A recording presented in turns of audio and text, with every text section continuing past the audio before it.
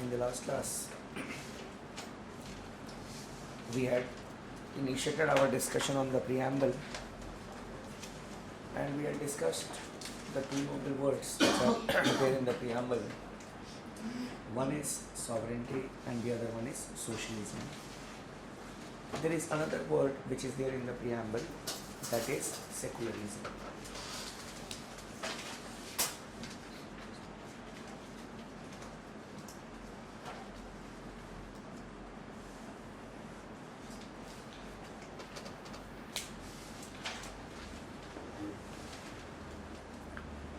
When we use the word secularism, there is a lot of ambiguity regarding the term secularism. In the Western countries, they have got a different understanding of secularism. They consider the state and religion as two different entities. But when we talk about India, we have got a different connotation, one given by Gandhi, which talks about Sarv Dharma Sambhav, and the other which is more or less Western in nature, but we have given it an Indian color,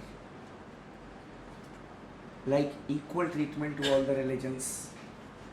Even if you don't have any religion, the state will not discriminate. So there is a bit of difference between the Western concept of secularism and the Indian concept of secularism. इसको लिख लो, फिर आगे बढ़ते हैं.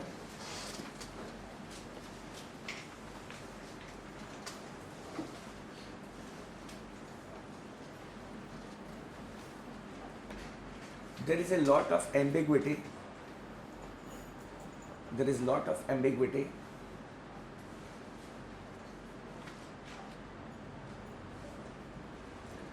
regarding the interpretation of secularism. Regarding the interpretation of secularism.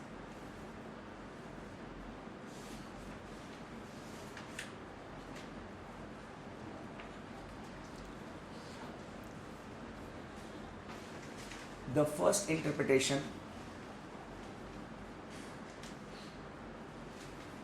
holds that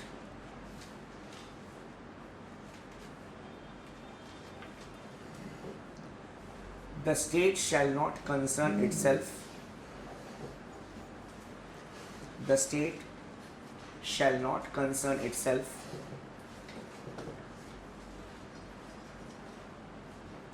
with beliefs,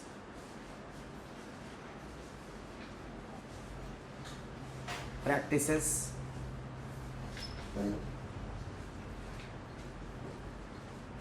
and institutions.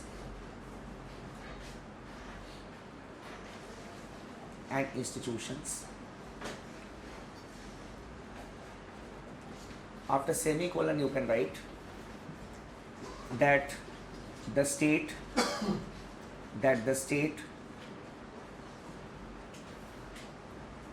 shall not be associated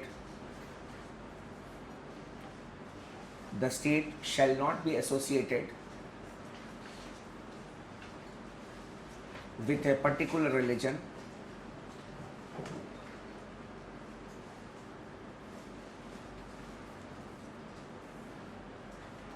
and that the state shall permit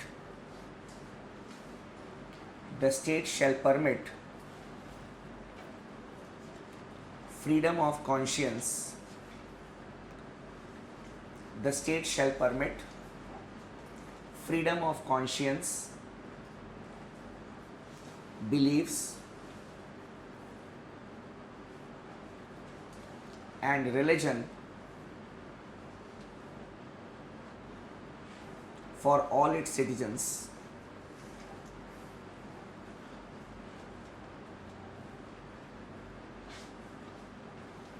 Apart from it,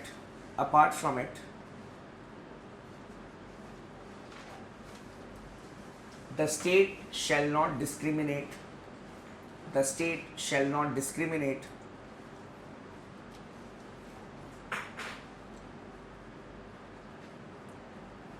between the citizens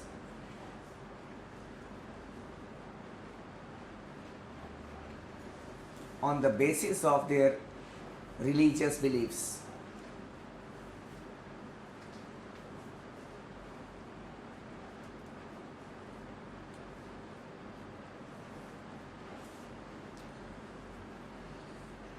So this understanding of secularism comes to us from Eastern Europe, especially United States of America. Clear? This is the Western concept of secularism. There was a straightforward question which was asked in one of your main examination. What is the difference between the Western concept of secularism and the Indian concept of secularism? Clear? That is why we needed to clarify it. Further you can write, this understanding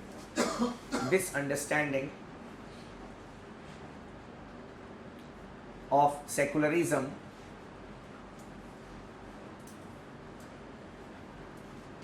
comes to us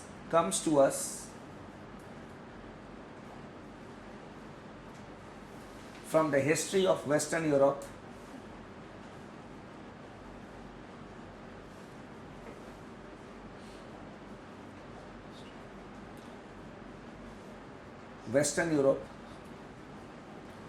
where the domain of state policy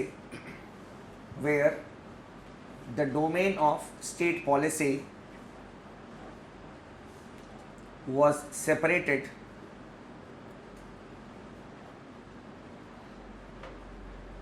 from that of religion.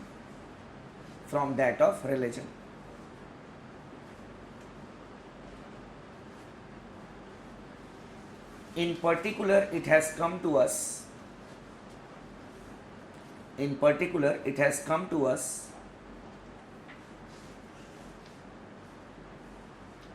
from the US.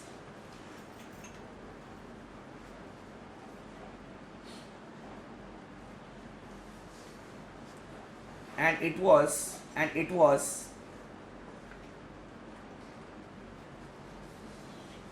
formulated by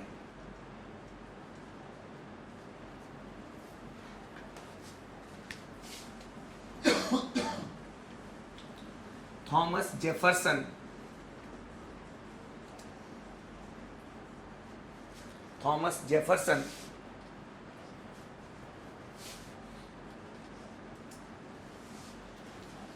who was of the opinion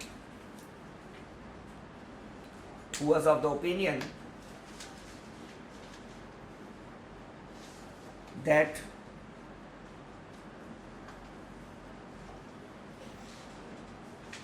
separation exists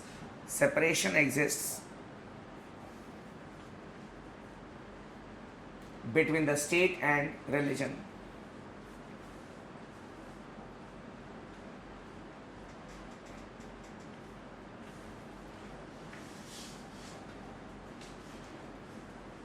The First Amendment Act of the US Constitution,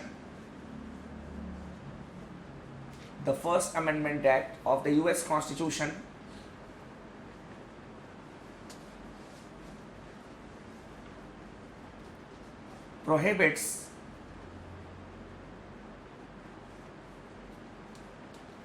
the establishment of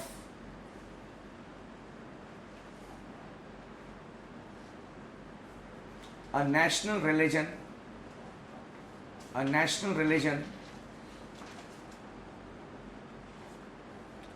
by the Congress.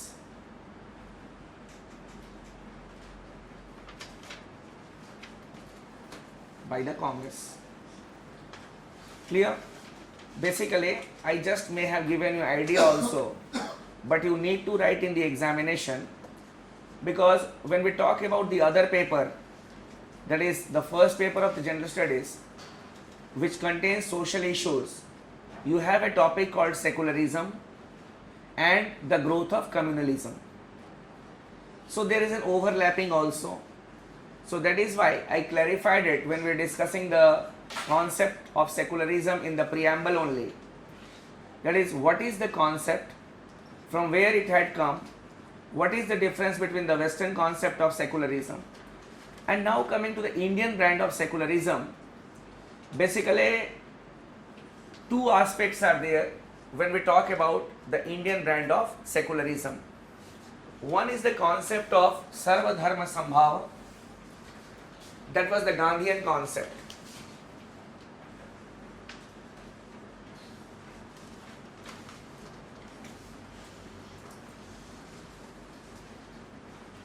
The Gandhian concept.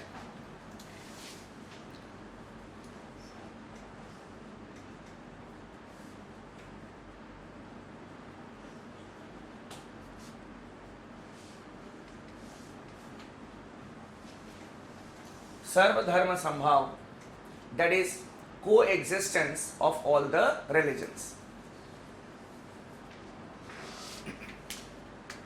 It is coexistence of all the religions.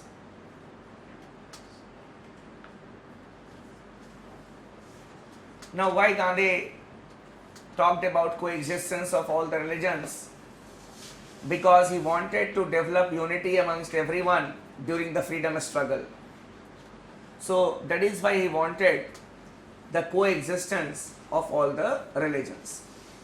Now for Nehru, it was a bit combination of the Western concept as well as the concept of Sarvadharma Sambhav. In the next paragraph you can write,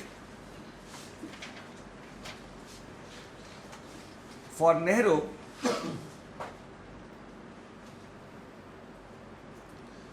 the concept of a secular state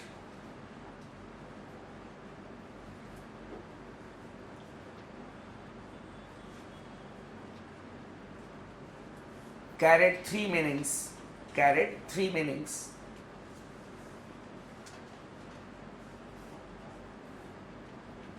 First, freedom of religion.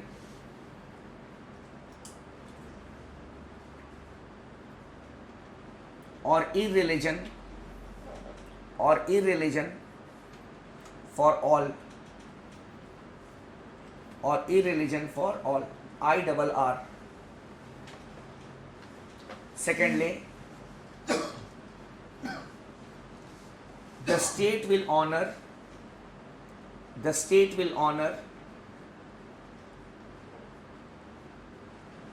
all faiths equally.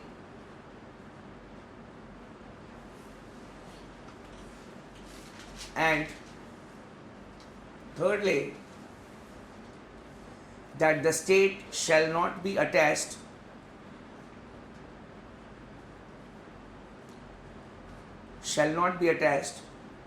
to one faith or religion,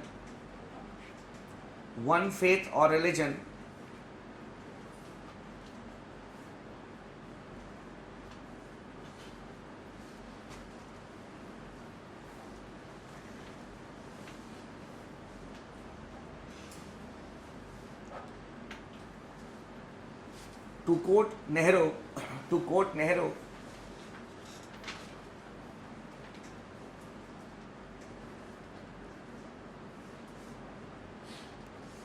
secularism is not opposed to religion.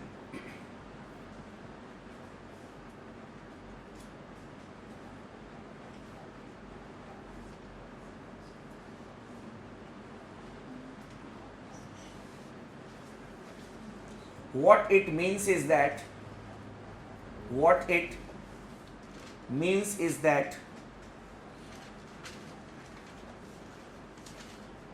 it is a state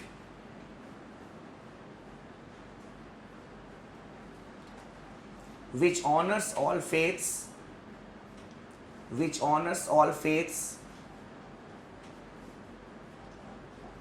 equally and gives them equal opportunities.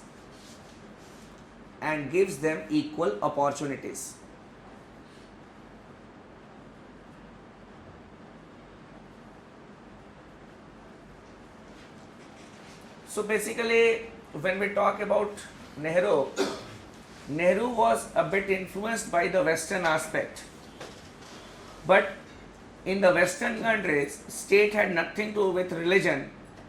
But in our condition, that is in India, the state will help you to follow your religion. In a layman's term, if you want to go to a mosque, if you want to go to a temple, if you want to go to a religious place, the state will help you to reach to that place. But whatever you do inside a mosque, whatever you do inside the temple, inside the church, that is your personal domain. The state will not interfere into it. That is why we may have seen that the government facilitates the Hajj Yatra, the Amarnath Yatra. Not only this, irrespective of all the religions, the government helps the people of the religion to celebrate their festivals. Whenever there is Urs in Ajmer Sharif, you see special trains are run. We have a makeshift camp here also in Delhi for that purpose, that people should not gather there at a time so that stampede will not take place. During the other, we can say, festivals also, law and order is maintained by the state. It is not that acha, you are going to Nasik to have the Kumbh Mela, to see the Kumbh Mela, now you do whatever you want to do. It is not our concern. It is not like that. Safety and security are the concern of the state. The state will help you out. That is why you may have seen that whenever a stampede takes place during a festival or anything, then it is the district magistrate who loses his job first. What happened in Deoghar in Jharkhand? 11 or 12 people had died in the month of Shravan, and the district magistrate was suspended along with the CMO. Why? The arrangements were not made. It is not that because it is a majority. Anywhere, such type of practices are there. So our brand of socialism, we can say secularism, is a bit different. We help the people in following the religion, practicing their religion.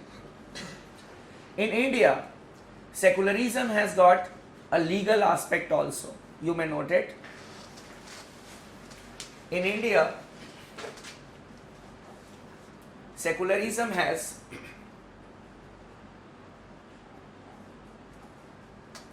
legal aspect also.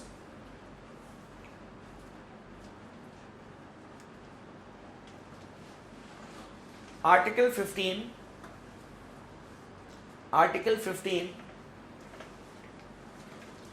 prohibits the state. Article 15 prohibits the state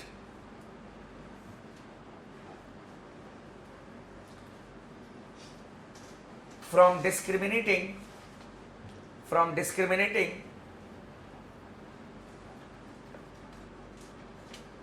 among the citizens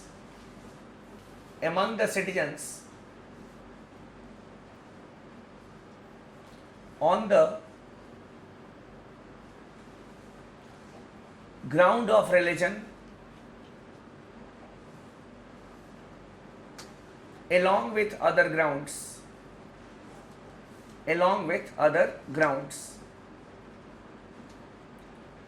As we are focusing on secularism, that is why I have mentioned religion only. Secondly, Article 16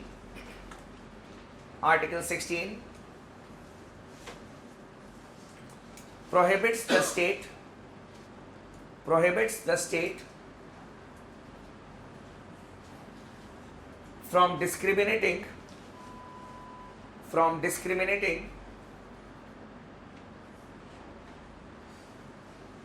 among the citizens in public employment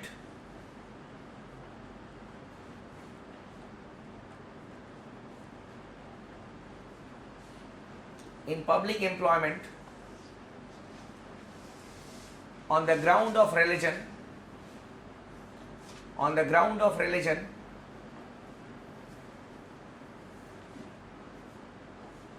along with other grounds.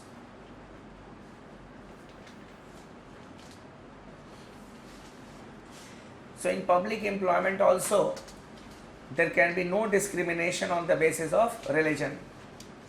Next, articles 25 to 28.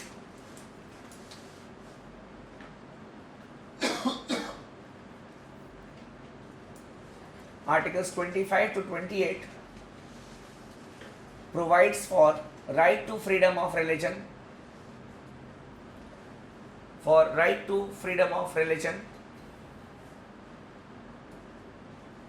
as fundamental right.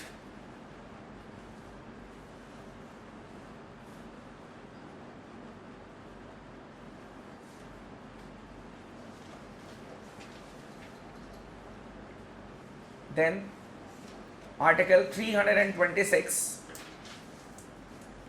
Article 326 provides for right to vote,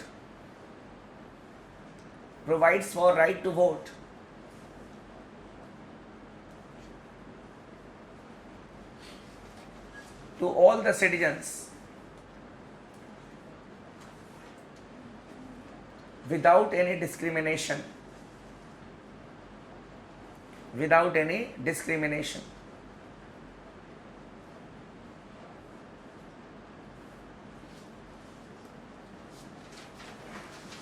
So we have got a legal basis also of secularism in this country.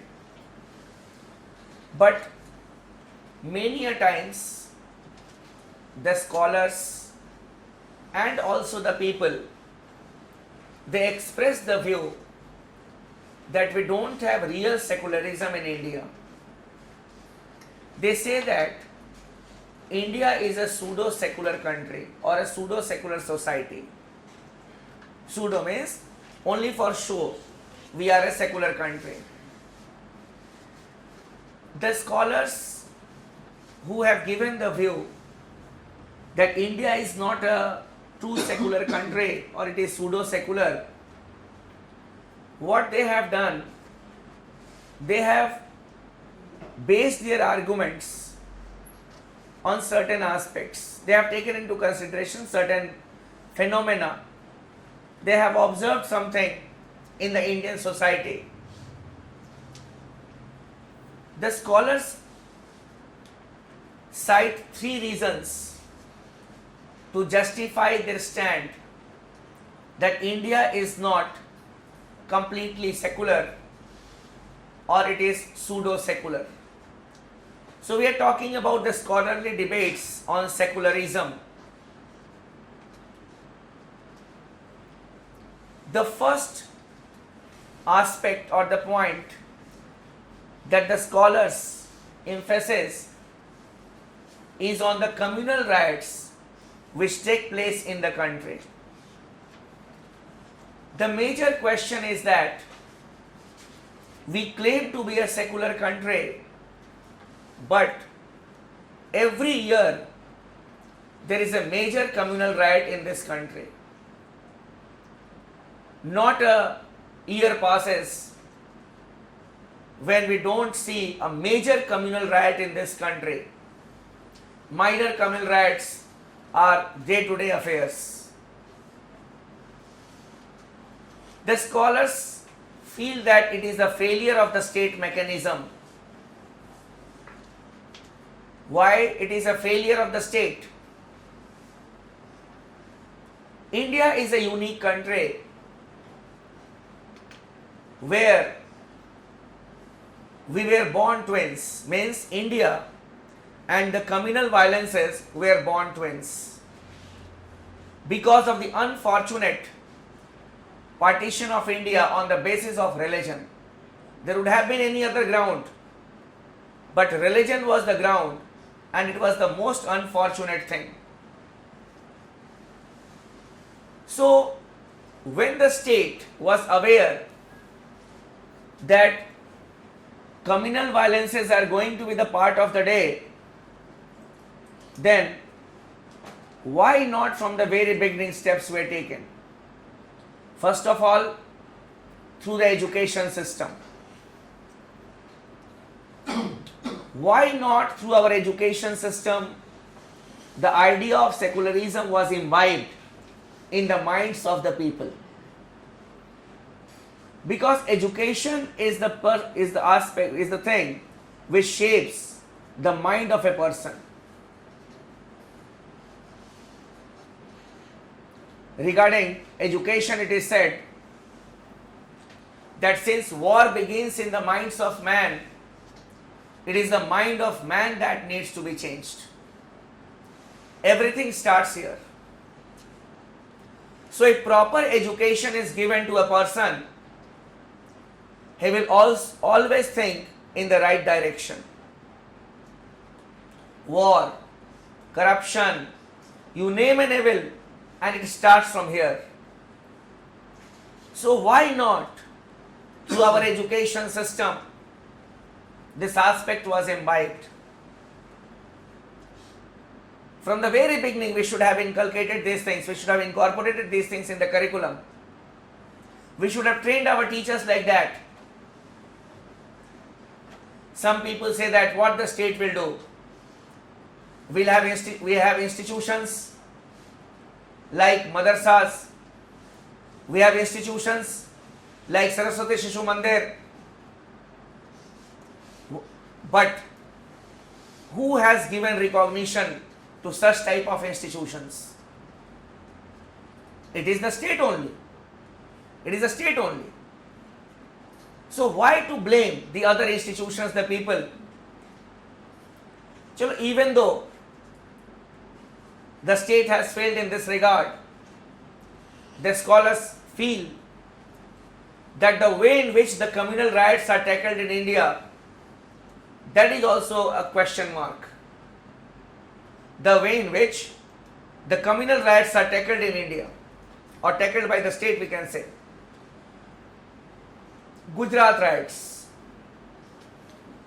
I never say that it was a state-sponsored riot because I am not a competent person to tell it.